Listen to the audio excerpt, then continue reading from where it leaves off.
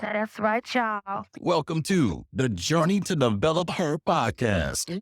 This podcast equips you with the real estate and wealth strategies you can use to develop and enhance your skills, experience, and profit in real estate, while also being healthy on the inside and the outside. You ready? We are showcasing some of the world's greatest male and female real estate developers and entrepreneurs. Now it's time to develop. Here's your host, real estate developing queen, Deontay Chantel. Let's go. Hi, everyone. Welcome to the Journey to Develop Her podcast. I'm your host, Deontay Chantel. Today, we have a very special guest, one of my favorite people in real estate, actually, Mr. Matt Merenoff. How are you today? I'm great. How are you? I'm blessed. I can't complain. Thank you for coming on. This is like about a year overdue, right? This podcast. Something like that. Something like that. I was on your platform.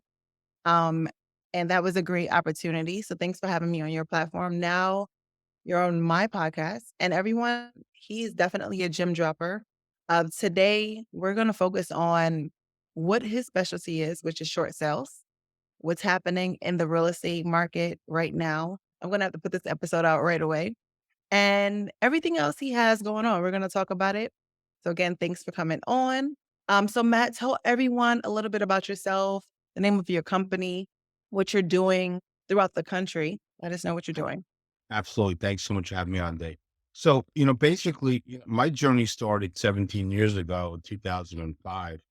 That was before, the last crash of the real estate market, which was 2007, 2008. In 2005, when I got involved in distressed real estate, people were like, who the hell is Matt Merenoff? What the hell is a short sale? So I was making fun of people. I was like, nah, anything can really be short. You can short anything. But I was talking specifically was distressed real estate. And I, at the time, had just come off of working for a mortgage company, believe it or not. I never wrote mortgages, but I handled the marketing aspect to bring in and generate leads for people that were looking for mortgages. And we did an amazing job with the program. And it was a for sale by owner program. And towards the end of my stint with that, I had noticed that people were asking me to come over before their spouses were like home. And I thought it was kind of weird, to be honest. I was like, you don't see what I look like, but I guess I had a sexy voice. And they're like, hey, what's up? But then I started to realize that people were becoming delinquent in their mortgages because the mortgages that they were in, I call them tickler loans, and they were one percenters. And people were biting off more than they could chew with the real estate. And, they were getting sold a bag of, poop, bad poop. And what it is that people were, over leveraging, purchasing properties that they couldn't afford, not understanding that these loans were going to mature. So, I took a different stance. I took one of those, classes where you can learn how to buy a property for as low as $10 out of pocket. After the class, I was invited to become, a partner on this guy's team because I had collection experience. Although I was really horrible at it, I was great at skip tracing and I had a kind heart. And he knew that I did that. And I had a kind heart. People sometimes look at me differently and they think, I'm arrogant, I'm full of myself, I could be kind of a jerk. But really what it is that, I understand my business model and what I do and what I offer. I don't like to be right all the time. But in 2007, my partner at the time said, hey, you ready to start teaching what you do? And I said, yeah, sure. And I did it, and we did it for about 2 years. So if you were in the North Jersey area, you probably had learned how to do short sales from me at that time. But then I went dark for a couple of years. And I started, different ventures with different people. And I felt really unsettled. And here's why. Most people didn't understand, like, when you're behind in your mortgage, there's so much, angst, and they just don't know what to do. And a lot of people bury their head in the sand. And I often knew that one day I wanted to write a book about, what I had done, what I was doing, like with my journey. And, let's fast forward a couple of years. I built an amazing reputation in New Jersey.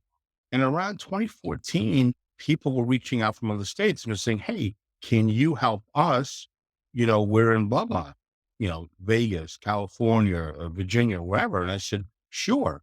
Right. So 2015, I decided to actually take my services on a national level and help people in other states. And I did that. And then fast forward even further, 2019 or so, I was on stage at an event that I had put together for myself. I had other partners with the event, but it was a massive event. I thought it was an amazing success. We had almost about 390 people sign up to come to the event, but we had about 240. A couple of things ran through my mind. And obviously, you put events on, so you will know. Mhm. What I did realize was there was about 50 or 60 people that didn't show up for the event, but they actually paid for the tickets. Nobody reached out, and it was just really weird, which I thought. But I was on stage, and I realized to myself, I'm going to write a book. And I ended up writing this book called The Short Sale Savage. And I wrote this book from my heart, from my perspective. Some of the criticism that I got from this book was, well, it's more like a marketing piece. Yeah, you talk about short sales, but you talk about stories in the book. You talk about people that you've done business with. Those people, had wrote stories in the book, and it was kind of like praising you. And there was a lot of great content in your book, but it was like a marketing material. And I'm thinking to myself, isn't that what a book is? Isn't a book basically to get the word out about what you do, how you do it? And if you can't do it yourself, reach out to the author. That's how I looked at it. Nobody ever said the book sucked, but there's a lot of people that, from what I've seen, have really benefited from this book. And here's why. Again, I wrote this because I wanted people to understand the perspective from the buyer side. I want to understand from the perspective from the seller side, from the real estate side, even from from the attorney side. So it's really shameful after doing this for so long. A lot of things that I learned, the most important is people will say they want to do something, kind of like how I did my big seminar and Right. 56 people didn't show up, but they paid for it. Right. But it doesn't always work out. Or they, for whatever reason, decide they want to go in a different direction and they Mm. feel foolish. I actually reached out to some of those people and I said, hey, you paid for the event, but you didn't come. And they said, yeah, I couldn't make it. Or, you know what, I decided, short sales aren't for me. Thing is that it's not about me and it's not about you, D. It's about the people that are in trouble. So Exactly. this book for me was a huge milestone because I wanted to show other people that really anybody can write a book.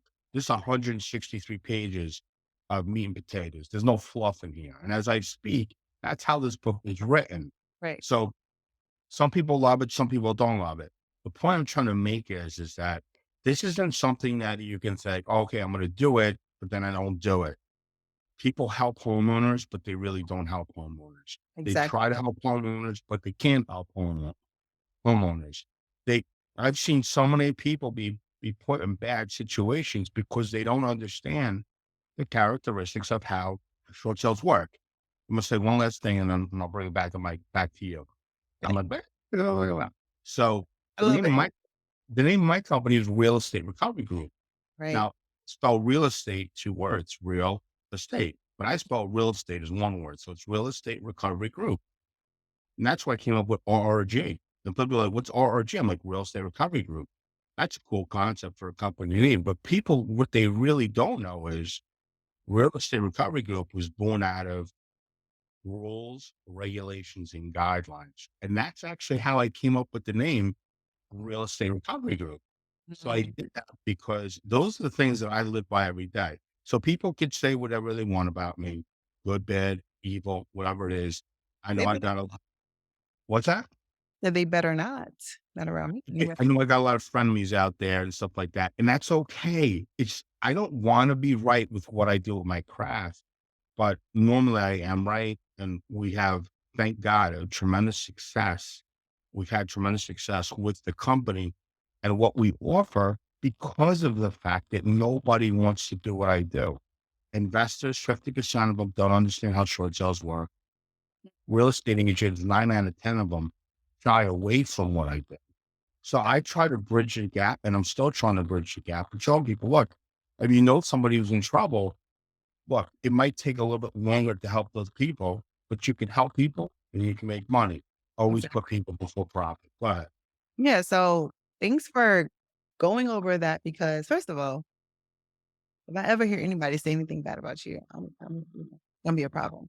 Because Matt, when I say you're my favorite person in real estate and I consider you a friend, even though I don't talk to you often, like you really, first of all, your character is the number one thing that I love about you. Okay. You're a stand-up guy. Real estate, for those who are listening, is a service-based business. I don't care what side of it you're on. If you're in it to just make money, you might as well get out because sometimes you're not going to make money. Let's be honest, right? Um, I think 50 to 90% of the time you will make money if you have your business going well, but there can be dry spells in your business. So you really do have to have the heart and the the mission in the back of your mind. Like, hey, I'm really out here to help people that want to be helped by me. Okay, that's the key here. Because Mhm. people feel like, oh, I can use anybody to help me, or I'm not going to lose my house. Especially in your case, I'm not going to lose my house. They just feel like they're gonna be rescued by the bank or Joe Byron. I mean, excuse me, President Biden, but they're not, right? And we're starting to see certain things happen where there's not going to really be some type of rescue right now, as of today. So I do commend you for just providing real estate solutions for people in communities throughout the country, whether it's a particular color or not, but you're definitely providing solutions. And I don't understand why anyone would have a problem with working with you because you're definitely a stand-up guy. You've personally helped me in my business endeavors when we had our first event. So literally I was thanking God for you and your assistance. So Appreciate that. love you much. But let's talk about the real estate short sale process. And we'll talk about later on in the conversation, like how people could actually learn from you as well. But if you can give us a general overview of how short sales pretty much go from A to Z. I don't know how long that's going to take, but are you able to tell, like, first things first, if someone receives their Liz Pendants letter in the mail, meaning that they're 3 months or later in their mortgage, what should they do at that point of the game? Well, I want to make this statement. This actually came out about 2 weeks ago. Mhm. And it says here that New Jersey passed out a little bit. Well, I don't know if people really visit, but what's the state that we're in? There's about $270 million Yeah. pool of money that was put together to help people. And so far, they've only plopped out about 2.2 million. Let me rewind that. Mhm. 270, and they've only plopped out 2.2 million in relief money to help people in New Jersey. So you got to question, where's that money coming from? So I want to drop that little gem, that little nugget right there. So people, because everybody's like, well, the government's going to help us. The banks are going to do this and they're going to do that. Um, that is not the case. I don't care what anybody says. You know, do I think it's going to be like 2007, 2008 again? No, I don't. We actually spoke about a bill that they tried to put in place Mhm. so they could avoid 2008. I don't think that bill's going to pass. What was that bill? Let's talk about, well, can we talk about it on air?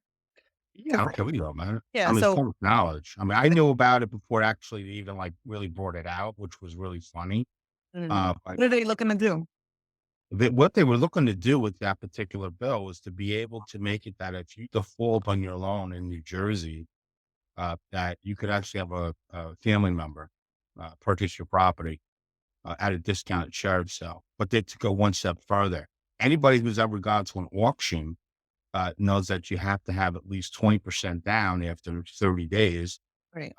to take over, whatever it is that you're trying to do with the property. I'm sorry, no, you'd have to put 20% down to get the property. And then you have 30 days to actually get a mortgage or however you're getting the loan to take the loan out, however you do it. But now what they tried to propose was 3.5% down. And they wanted to give people 90 days to obtain a mortgage. That's Uh, good to me. Yeah. Well, let me tell you why it's horrible. Let me tell you why Okay. it's I horrible. mean, if I was on the other end, right? Like it would be, I think it's not that bad. I think it's good for the people, not for the investors that's trying to get the deals. Well, it's not good for people, period. I'll tell you why. Because think about it this way. Let's say you got a house and I got a house. Let's say your mortgage is $1 million. My mortgage is, let's say, $2 million. Right? So no matter what the judgment is, they wanted to make it so at sale, I'll say if you owed $1 million and I owe $2 million, they want to be able to sell it to a family member for 50% of that. So if you owe a million, So 500,000. 500, I get it for $1 million. Mm-hmm. So when you tell me that I cannot pay my mortgage, yeah, my mortgage is 50% off, put it in a family friend's name, can't sell the house for a couple of years, but then I could essentially sell off and make the equity and sell my house. Like to me, like that makes no sense. Cause at that point, who the hell would want to pay their mortgage and stay in New Jersey if they know they're going to stay here for a while?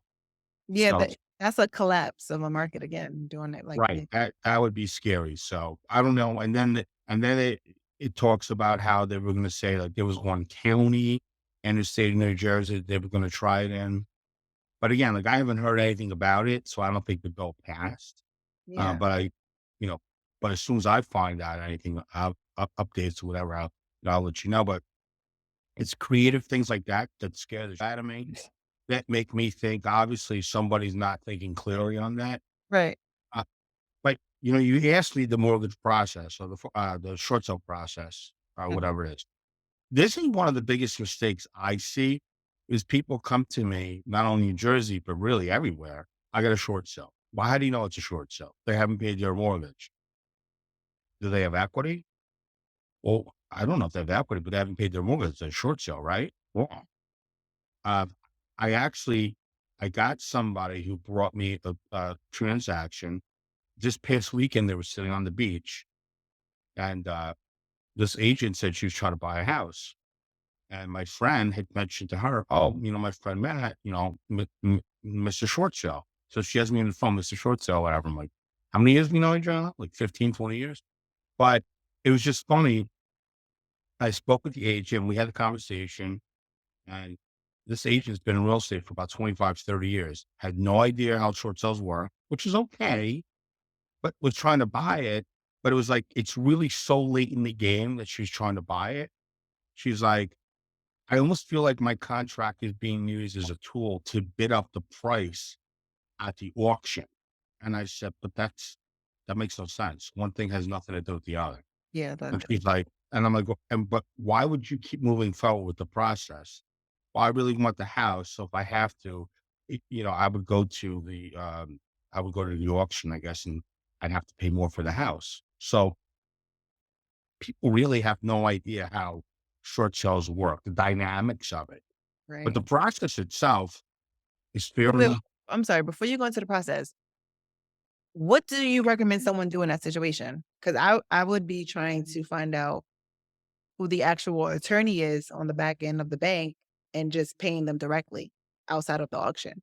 Well, I mean, I've done that literally, but what do you right. So recommend? you go to the attorney. I would say probably about 99% of all transactions that I've done over the last 17 years is bypassed the foreclosure attorney and go directly to the bank. I don't like to deal with the attorneys because, you know, it sounded in the beginning to me very barbaric that I'd have to go to someone else to put the faith in trying to figure out whether or not you're actually going to submit what I want in with the bank Right. versus actually going to the bank, having those calls recorded, having accountability, in the lifespan of doing this. I've only had to really have 3 times where they actually had to reverse the foreclosure process, where they actually foreclosed when they should have foreclosed when we were in the middle of doing a short sale, Mhm.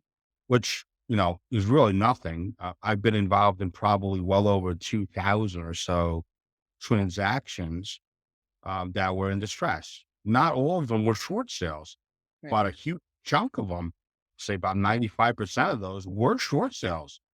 But I think the process itself is scary to people because, you know, let's face it, most agents have brokers and those brokers have tried to steer their agents away from distressed real estate. Yeah. Go for low hanging fruit. Um, go for the easy sale. Short sales, they never close. You know, I mean, I've made my living off of helping people that are in distress and avoid foreclosure for many years. I don't agree with that. Average short sale takes about 3 months from beginning to end if everybody cooperates. But once you get that notice in the mail, after 3 months, I mean, at that point, they're basically saying, look, this is the letter of intent. We're gonna foreclose. Then you'll probably would get another letter stating that, we're gonna put the final judgment on you. And then you have the right to actually write a letter back saying, no, I don't believe the foreclosure action is correct. You can ask for documentations for the bank, which most people don't know that you can ask. And obviously I teach this as an education, but then it goes on to, the actual process itself. So from beginning to end, if the servicer or the bank or even the investor alone is very aggressive and they have all the paperwork, the correct paperwork to actually move forward and to be able to close, what they'll do is they'll they'll they can get the process from A to Z in under a year. So somebody could lose their house. I mean, I've seen people have a sale date pop up in 6, 7 months. After they get From a 3-month Liz Pendants notice in New after Jersey? three months, I've seen them actually go in 6 months. So with under a year, I've seen people actually have a sale date on their house, and they're bewildered Yeah. because I mean, I personally thought it took like at least 2 years, 3 years, but I guess well, that's you got Bob down the street. Bob's friend Jack works at the loading dock, and Jack's best friend down there, Sally's husband's cousin, didn't pay their mortgage for 8 years. So they all think it's like the 7, 8 year trend. That's not the case. They've actually changed the guidelines in New Jersey, even for the adjournments. We can actually stop the sale in New Jersey. right. Because wasn't it like Oh, 2-week extensions, but you only got 2 of them? Yeah. so it was 2 weeks, which was equal to like 28 days, 30 days, whatever it is. Now they've extended it to 2. So now you get 58 days, almost 2 months. Okay. And you get 2, bank gets 2, and that's it. What's a The, bank? That's new. the bank gets 2 Oh, the adjournments. bank also gets 2 adjournments. They get 2, yeah, 2. So that's Unless they can go in front of a judge and show intent to, whatever their plan is that they have. You don't have a solid plan. You go in front of a judge. Listen, any judge, from what I've seen, if you're down 10 years on your mortgage and all of a sudden you're like, hey, I want to do a short sale. If I was the judge at that point, I'd be like, nah, you just wait. You're going to waste more time. Goodbye.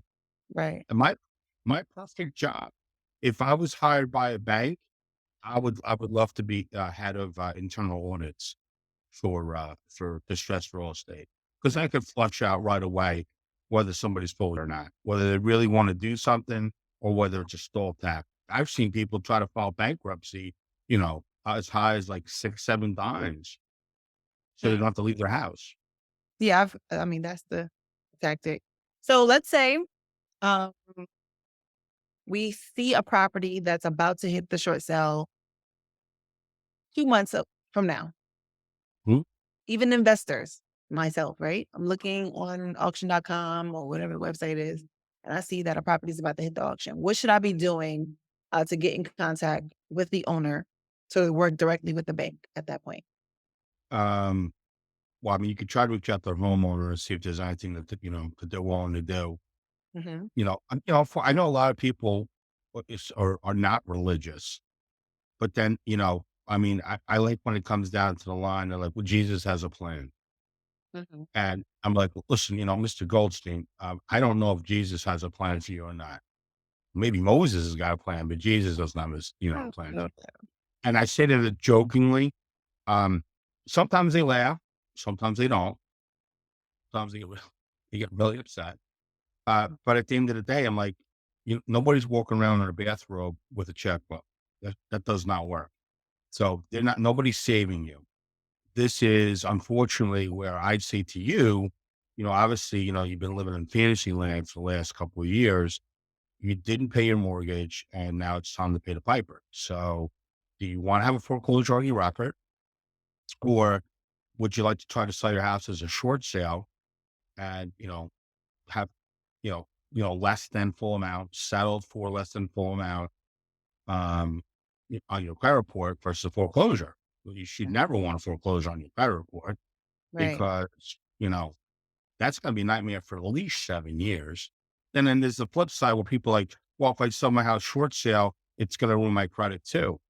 Not that it's going to ruin your credit will take a ding. And to get another traditional mortgage could take 2 years. But Which if is you have a foreclosure on your record, like uh, year, 7 years, 10 it, years. it, So, nightmare. what is the difference between a short sale and a short pay? So a short pay, well, first of all, short sale used to be, they used to be called short pays back in the day. Mhm. Uh, but there's nothing short about a short sale. So it's a short sale, short pay.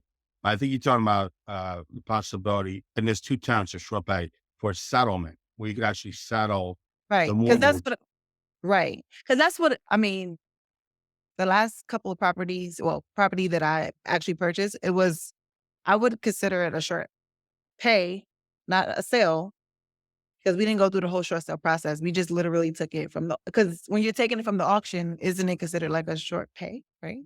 You still shorted. She owed 500,000. We only paid 120, Mm.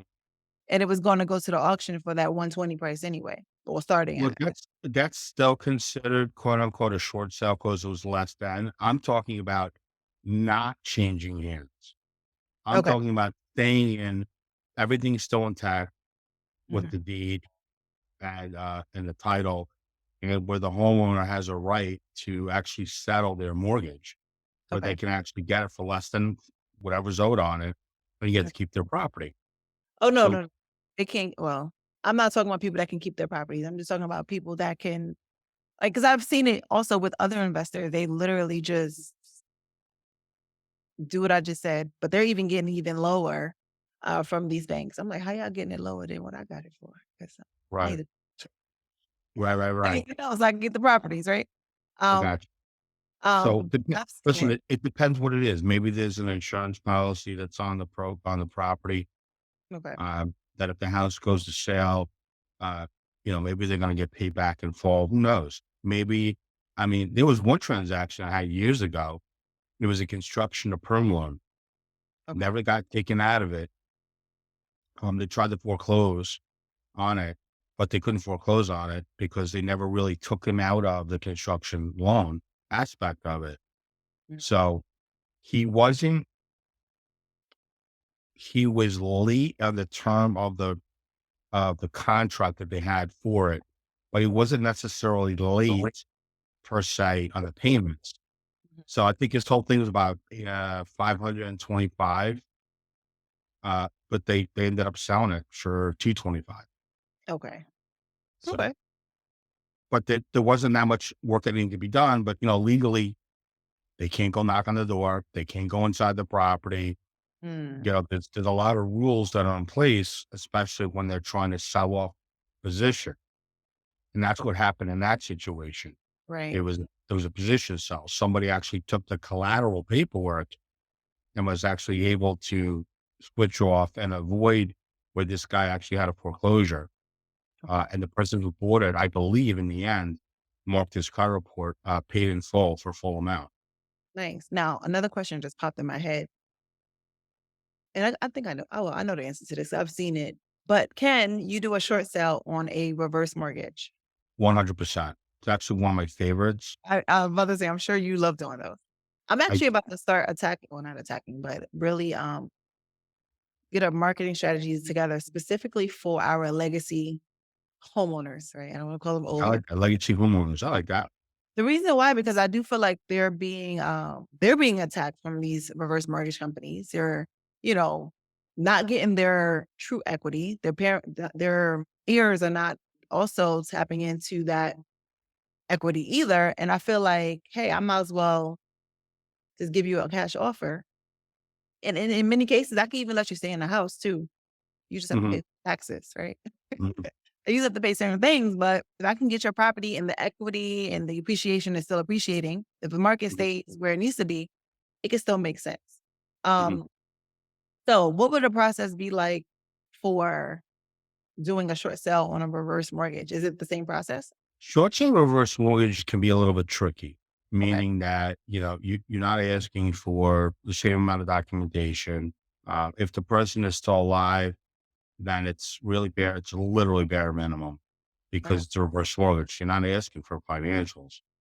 If the person had passed away, then obviously, you're looking for who's the trustee, or the executor or executrix, uh, um, a death certificate, and you move forward. But the biggest killer for these properties actually going in foreclosure, I wouldn't even go through what you're going through. If somebody wants to stay in their property and they don't have them, like some people just they go into reverse mortgage, don't care about the equity in their house, just want to have a place to live. Yeah. So, but the taxes and insurance have to be paid. If the Mm, taxes and insurance aren't paid, then the bank will foreclose. So mm, I've seen people go into foreclosure. Some have equity, some don't. A lot of them don't have equity in the property. They literally tapped it all out. And maybe they're forgetful. Maybe they think the insurance is being paid on the property, the tax is being paid. That's something that has to be kept up on. So I would say, and what I've seen is the family members of the heirs had no idea that the family member had actually even done that. So if there was money that was tapped and pulled out, um, why not let, a family member know? That way, you literally can live in that property until you pass away. I mean, right. it's almost like they're rolling the dice on it. And it's an insured loan. So Right. if you suck all the equity out of it, regardless, that house goes to sale, they're fully covered. Right. Hmm. So most people don't look at it that way. They don't realize that. I see. My wheels are spinning in my brain like, huh, I Of just course. about to tap into this reverse mortgage short sale weed stuff. Mhm. Specifically because I didn't really realize that the bank didn't pay for the mortgage, not the mortgage, for the taxes. I thought the bank was still paying for the taxes. No, you're responsible for taxes and insurance on the house. So I need to be looking for leads that are reverse mortgage with tax lien. That's correct. Bing. You're welcome. What other leads should we be looking for? Because you are the recovery asset specialist, correct? Well, my company, it's funny when people reach out to me, like, oh, you're a processor. No, I'm not a processor. My company's set up as loss mitigation. So we go after whatever's out there. I mean, I've had some wacky stuff. We've actually injected equity back in the property and taken out a second mortgage.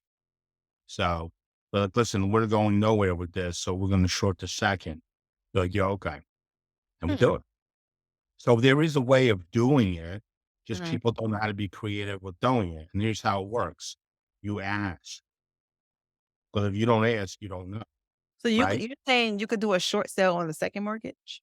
Yeah. Okay, how does that work? Like 2 minutes left. Very easy. People are tuning in like, how do you do it?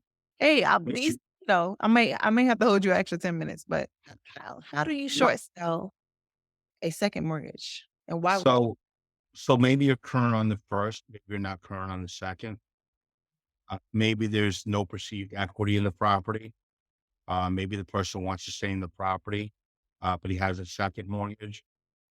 You could go to the second and say, look, the house is over leveraged. Take this and, as a settlement and keep it moving. I did it with the house years ago. Now it's actually come back.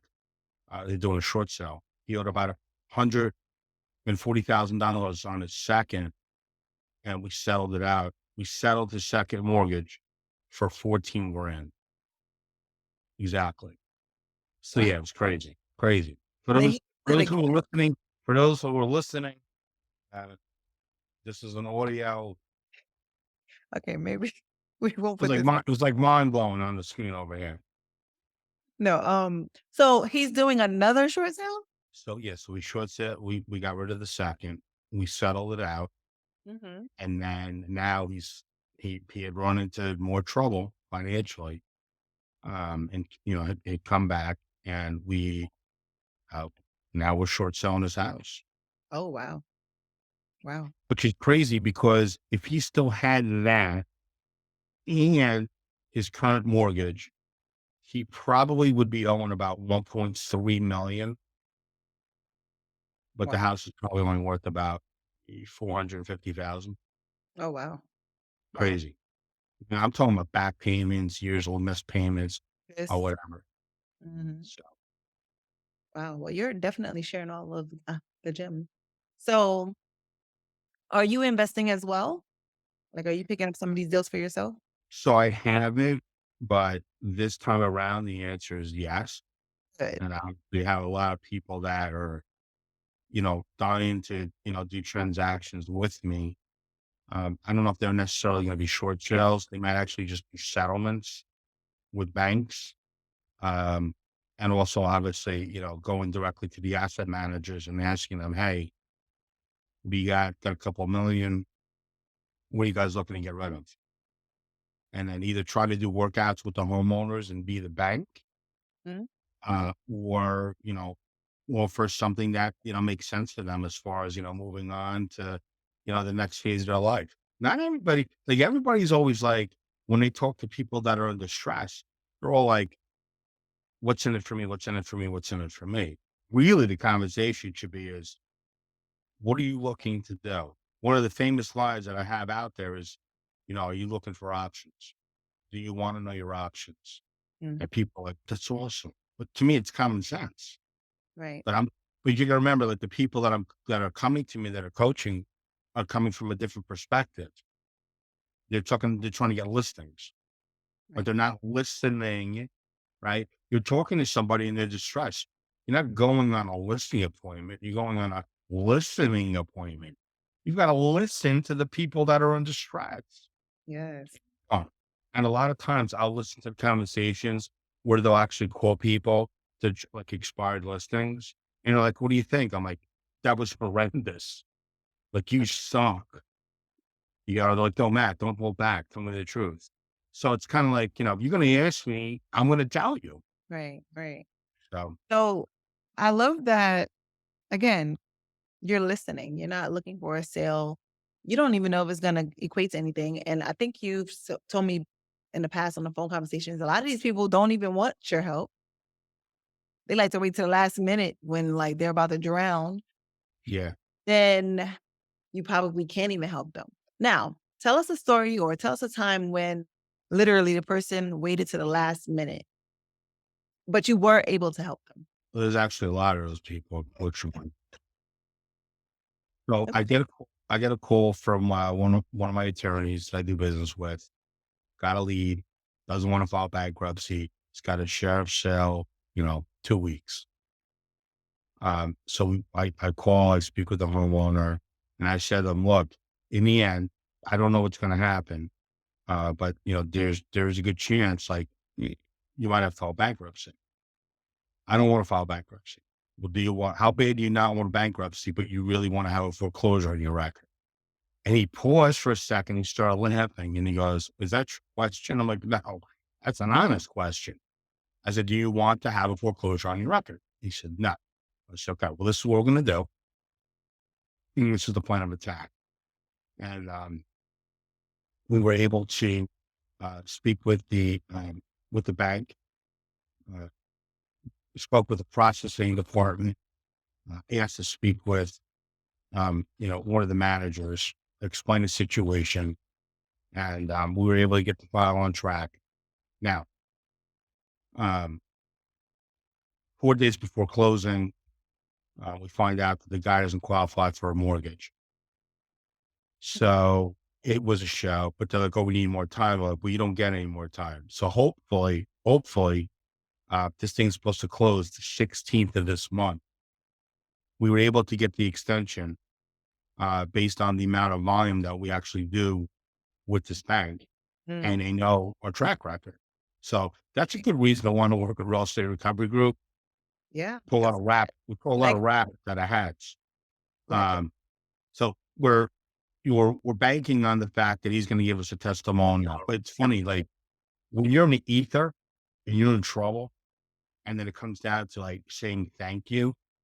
A lot of these people forget, who you are, whatever. So I'm definitely not doing it for the glory of it, Right. for the testimonials, which cracks me up. Doing it because it's a service that we can provide, but we need everybody to be on the same page. That file it continues to be, a pain in my butt. The agent on the buyer side, probably one of the worst agents I've ever worked with in 17 years. My fee wasn't disclosed properly, although it's disclosed everywhere. We're gonna talk The about that in a second too. the ramifications of, what my company offers as far as the service was not disclosed. Um, we have emails going back now almost 2.5 months requesting to speak with the buyer and the buyer's agent blocking us from speaking, with the buyer. Well, I finally spoke with the buyer and the buyer's like, well, I had no idea. I don't normally buy short sales. I usually buy, like, real estate owned or real properties. Right. So nothing was disclosed to this guy. But in the end, it all worked out with him. He still listens to his realtor. And it's a shame because the guy is giving improper information. There was an email chain about a week or so ago where the buyer's agent didn't want the listing agent on the email chain anymore. It's like almost baby stuff. But I have all the stuff to back it up. Can't even make this up. But it's Right. a shame because in the end, the person who's really going to hurt is the seller You because sound the like seller's hiring us to do a job. The thing that upset me is I know a lot of states don't have attorneys. So there's just like title companies. And I know in New Jersey, sometimes they don't have attorneys. They just have title companies. This Mhm. is one of those situations. And the buyer's agent was acting as legal counsel, which is a huge no-no. And we have all that in the emails. I don't know why they don't have special circumstances with distressed real estate that they don't have legal counsel in place for both sides because Right. both sides need to understand really what's going to happen. And that, again, that's one of the reasons why I wrote this book because people need to understand what's going to happen in the process of short sales. Right. So I tell people that, and it's funny how people react, like everybody wants everything for free. People are like, yeah, I don't have the money to buy the book. Can I get a free copy? Meantime, I see he's wearing a Rolex and he's driving a Mercedes and he's got, in his investment, to me, he's an investor. So I'm like, you're shady. So we'll never do business together. So I don't want you to buy my book. Yeah. So there's a lot out there, but that's the most recent that I have going on. And how long did it take to get to like how long have you been working on that file from the first point of contact? We've been working on that file for about 6 months. Oh, that's not bad. That's not too Yeah. bad. So But what are you but a long 6 months, a lot of anger, a lot of Oh yeah, stress. of course. Yeah, we don't want you stressed out. But what are you being compensated who are you being compensated by? Is it the bank or is it the buyer? So the buyer pays for my service. So the buyer's getting a fairly decent deal on the property. Let's say the property is worth maybe uh, 240. Mhm. That means you're getting the property for 190. Okay. Right. Great. So they pay my company $10,000. So they're getting the property for 200. Let's say closing costs, whatever. Let's say they're getting it for, $30,000 below. Still a good deal, Right. 30,000 below below the value.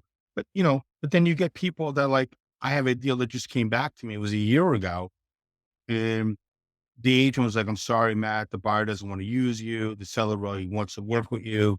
But, unfortunately, the buyer says they can get the deal done by themselves. No problem.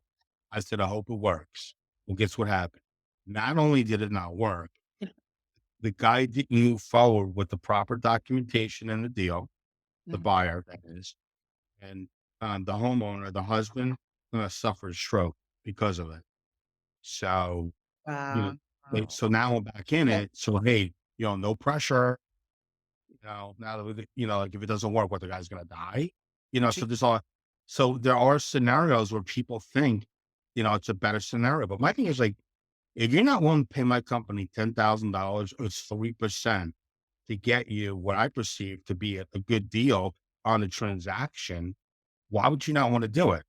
And it's mainly people that are know-it-all people, or they don't see the value in what I bring to the table, which is sad because that particular person that didn't qualify for the property was complaining that he couldn't get his deposit back. You know how much his deposit was? $1,000.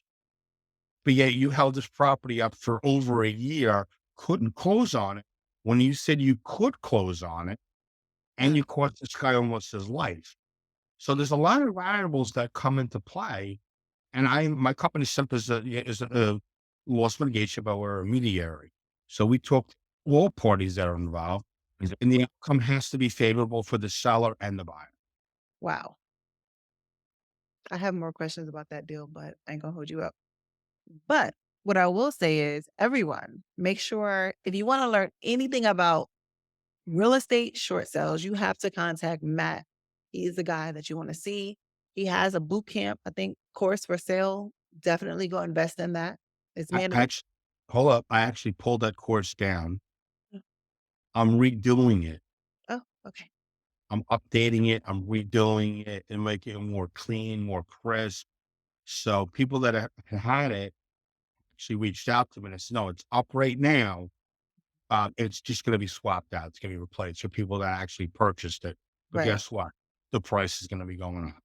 Yes. I mean, to be honest with you, a short sale course should run you about $1,000 minimum. Just don't charge me 1,000, okay, Matt? Still Yeah. with your browsing. But everybody else, y'all need to go. I got you. I got you. Not only that, you need to go get his book. Okay. There's a lot of other people out here that's trying to show you how to do short sales, uh, whether it's from an agent perspective or whatever. Matt is showing you from every perspective. So you definitely want to invest in yourself, learn how to do it, especially if you are an agent or an investor or a developer, whatever you're into. This is the guy that you want to lead you and literally show you the process of how it gets done from Show everything. you how I part the Red Seas. Go ahead. Exactly. He is a miracle worker. And definitely go support the book. If you were at my event VIP, you actually got the book for free. Okay. So you missed out if you ain't show up VIP. I'm just saying. Just saying. And God willing, I'm supposed to be doing a masterclass soon. God willing, we'll have Mr. Matt over here be an actual trainer at the event. We're gonna change up That'd be this cool. out a bit. Hey, can I give away a free gift? Sure. What's that? So I have a cheat sheet, and it's the 7 most important steps to handle any short sale. I'd love Okay. to give it away if that's possible. Yeah. So Matt, you can send us your link. We'll add it with the podcast episode on YouTube. And then when I post it on Instagram and Facebook, I'll also add it up there as well. So make sure you email me the link and we'll make sure that the audience members get it. It's Now, do you want me to say what the link is now? You want me to just send it to you? I mean, you can do that too. What's the link? So the link is www.shortsellsavage.com/forward cheat sheet. Okay. Simple. Just Shortsellsavage.com/forward cheat sheet. awesome. And let everybody know how they can actually keep in contact with you or find you on social media. So the best way to actually is to follow me on any links that I have as far as social media is my digital card, my digital platform, which is MatthewMerenoff.com. So it's MATTHEW. Last name is Merenoff, MERENOFF as in Frank.com. And it has literally everything on there, including my book. And it also has the cheat sheet on there as well. There's a lot of great information on that platform. Awesome. So everyone, again, shortsellsavage.com/cheat sheet. That's it. So thank you, Matt, for coming on again. I love you. Just remember, it's not a no until you get a restraining order. He makes you laugh, y'all. He's so funny. Well, right. That is true, especially in real estate, right? Oh, People, I always tell people, I don't care if they threaten to call the police on you. Still follow up, okay? So you have a restraining order. But anyway, thank you, Matt. It was a pleasure. Matt gave us, okay, here go his book. It's not a restraining order. It's not a no until you get a restraining order. That's That's so, it. It's in the book. Gotta be and real. so according to Matt, we're not going to have a 2007 type of crash. We didn't even talk about predictions. All right, before we go, what are your predictions? I don't think it's gonna be like 2007, 2008. I think the market, regardless, people are buying properties. You gotta remember, listen, back when my parents were buying properties, they were buying houses, $50,000, $60,000 at 18% interest rate. So, salaries are different. So people are gonna buy. Listen, people are always gonna buy real estate. I don't care what market it is in. But as long as you can buy it right, fix it right and sell it right, you're going to make money. But if you're an end user, you're buying it and the quality is there, the quality material is there, and people see it, and you're not overcharging for the property, you're still going to sell. I don't care what market you're in. Okay. All right. You heard it from a person that's in these streets, these real estate streets every day, all day. Okay. Again, thank you, Matt. Everyone, make sure you go to journeytodevelopher.com. You go subscribe for this podcast. You go on all podcast platforms and subscribe, especially YouTube. Like and subscribe and share the content that I'm putting out. And thank you for all of your support. And everyone be blessed. Have a great life or day. Take care. Have the day you deserve. Exactly. Oh, that's good. Amen. Thank you for listening to the Journey to Developer podcast with Deontay Chantel and her special guest. Listen, we want you to rate and review this podcast on your favorite podcast listening platform and give us a 5-star review. That would be incredible. And we also have a visual experience over on YouTube. Just YouTube Journey to Develop Her podcast. To follow Deontay on Instagram, just hit up Deontay Chantel, that's DIONTECHANTEL, and also on IG at Journey to Develop Her. That's Journey to Develop Her. You can hit all the links in her bio with that. Stay locked in, keep developing, and we'll see you here next time.